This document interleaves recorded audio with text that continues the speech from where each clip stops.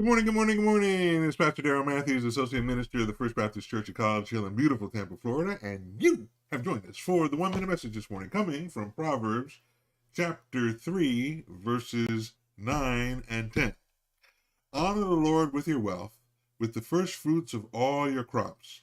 Then your barns will be filled to overflowing, and your vats will brim over with new wine.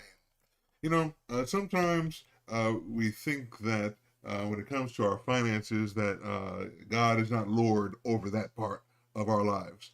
But the Bible tells me in the Psalms that the cattle on 1,000 hills belong to the Lord. And not only that, but the hills belong to the Lord as well. And so all of us are just managers. We are stewards of what the Lord has placed in our hands.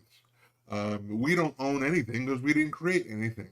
And so Solomon here in Proverbs tells us that we should honor the Lord with our wealth, with the first fruits of all of our crops. When the Lord has blessed you, maybe today is a payday for you, okay? Well, that should also be a day in which you honor the Lord with some of the blessing of that paycheck that you get to take home. Okay, don't give God a tip, which is something that you give at the end of a meal, not at the front part. But he says, with the first fruits, do that. And when we do that, we are making the best investment that we could make.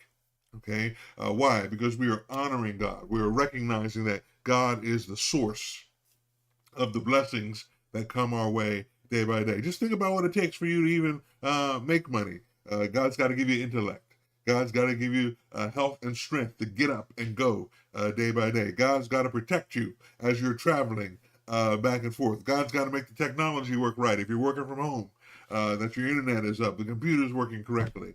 And so when the blessings of the paycheck come in, we should turn around and honor God by saying, Lord, here's an offering to you. Here is the tithe that belongs to you. And if when we do that, verse 10 kicks in, then your barns will be filled to the overflowing. That seems contradictory, that to honor God, it would seem like we would be losing.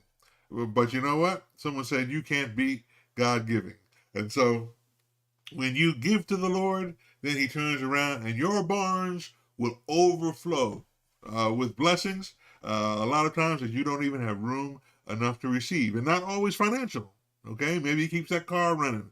Maybe he keeps clothes on the back. Maybe he keeps food on the table. God has a way of blessing those that honor him. So with your first fruits, bless the Lord, and in turn be a blessing to others as well. Amen?